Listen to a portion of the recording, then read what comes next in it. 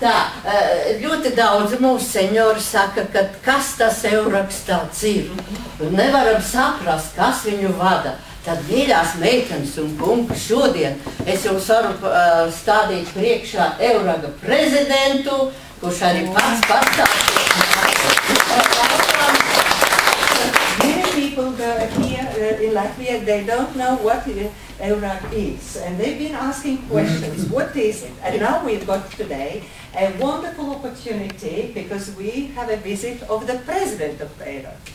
Es gribētu, ka jūs šīs konferences laikā, kas notiks arī rītā, ja, un parīt, vairāk uzzinātu par Euragu, vairāk saprastu un savām organizācijām, saviem senioriem jūs pastāstītu visu,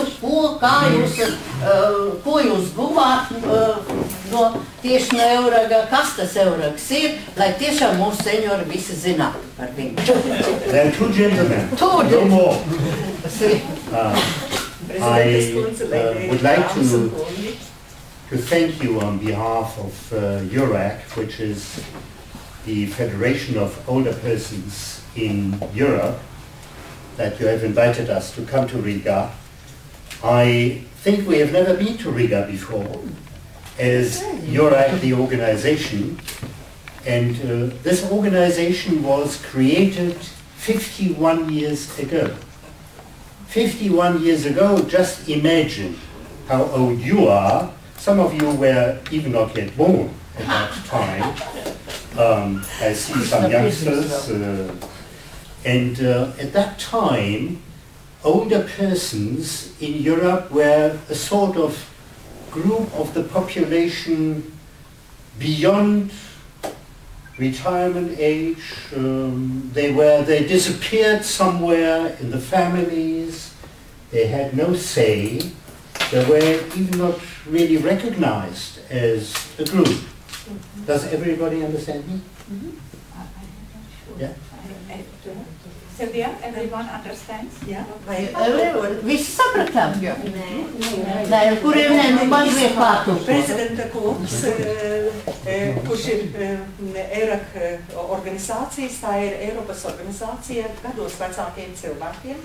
Un šī organizācija ir dibināta 51 gadu atpakaļ. Tas ir laiks, kad daudzi no jums vēl nemaz nebija dzīvojuši. Un šī organizācija tapa, jo tajā laikā, kad to dibināja, bija tāda situācija, kad jau cilvēki ar pensijas vecumu, ja, vai pēc, viņi vienkārši pazuda. Viņi pazuda savās ģimenēs, darot kādus darbiņus, un viņiem vairs viņi vairs nevarēja nevienu uzrunāt vai pateikt to, kas viņus satrauc, kā viņi dzīvo. Un tāpēc ir šī organizācija. Yes. And if older persons didn't disappear in the families, in the houses, they disappeared in old people's homes.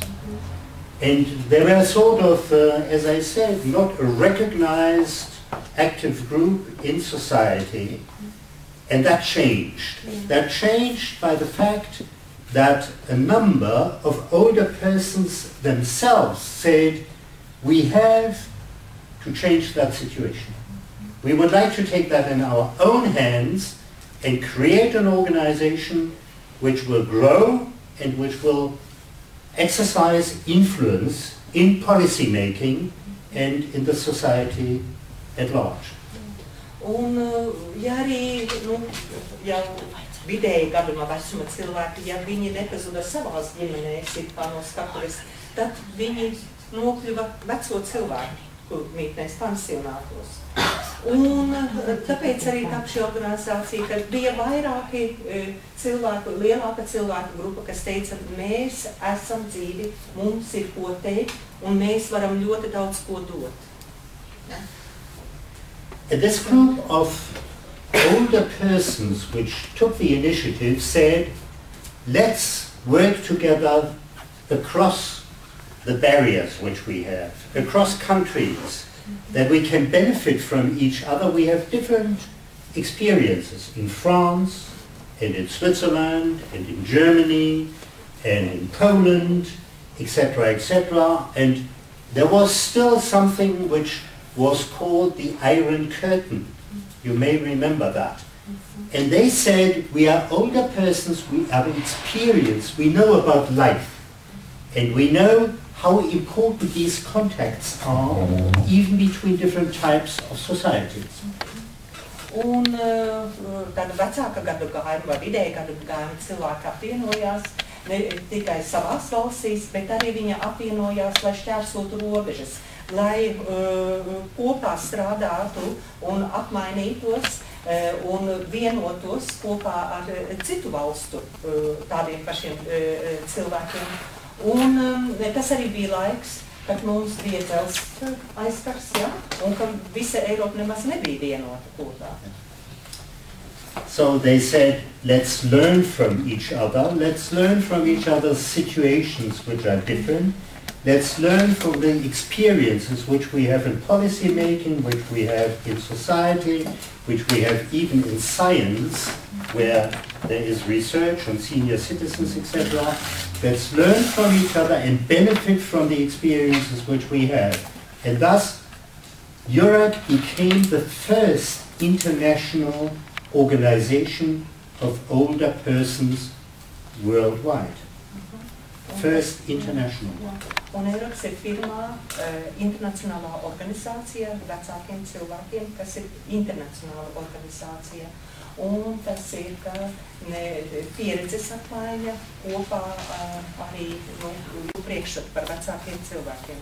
And while until then people thought old persons are old, frail and forgetful. Pirms tam domāju, ka vienkārši vecāku gadamēji cilvēki ir vienkārši veci, nevarīgi un viņi ir aizmirstami. They were called old iron or rusty iron. Kā vecs dzelža gabals, ja, jau sarūsējis. In the meantime, we have learned something. We have learned something which in other societies was still of high value, that older persons are a accumulation of wisdom, of experience, that they are an asset for society. Un tagad tas ir tā skaidri redzams un panākts, kas joprojām ir dzīves arī koncepts daudzās kultūrās, ka vecāki cilvēki tie ir gudrības, krātuvītes, ja? Viņi ir uzkrājuši savā dzīvē ļoti lielu dzīves gudrību un viņi ir avots. And that changed the picture, and tomorrow during the conference I will tell you more about that. Un tas arī mainīja šo mūsu tādu domāšanu, mūsu attieksmi pret vecākiem cilvēkiem, un rītdienas konferencē prezidenta kungs arī vēl par to vairāk stāstīs. I would just like to let you know, 150 years ago, a normal European man had an average life expectancy of 46 to 47 years. 150 gadus apmēram, 46-47 gadi bija tas vecums, cik ilgi dzīvo vispār vīrieši. Today, a male European, Western and Central European, lives close to 80 years. Un tagad Rietumē Eiropā, Centrālā Eiropā, tas ir ļoti 80 gadi dzīves ir gadi. That is much more than 50% more of years. Yeah. And it is important to keep that in mind, to see that we are not only an aging society, but we are a different society. Un tas ir ļoti svarīgi apzināties, ka mēs esam ne tikai paudze, kas ir kā pārsvarā ir vecāki cilvēki, novecojuši paudze, bet arī tāda, kura ir citādāka, citāda veida sabiedrība.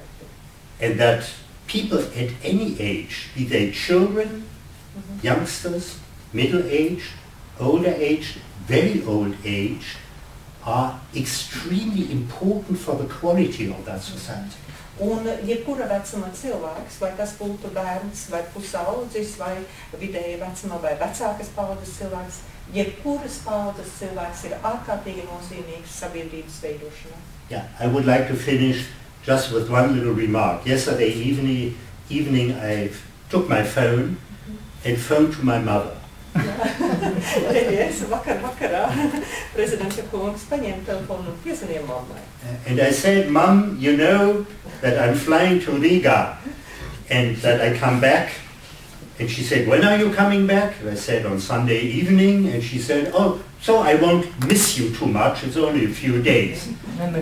Un mamma prasīja, kad tu būsi vērīgi atpakaļ. Viņa saka, būšu svētdien vakarā. Viņa saka, nu tad es pārāk ilgi jau nebūs, ka man tevis pietrūks, tikai dažas dienas. The lady will be 101 years in 2 months. Un viņai būs 101 gads pēc dažiem mēnešiem.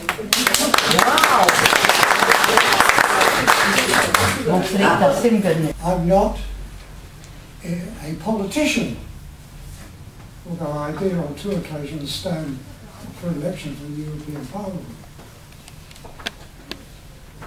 I'm not an educationalist in that true sense. But I've spent my life, and I'm now 85, so I haven't quite caught up with his books, but I'm getting on that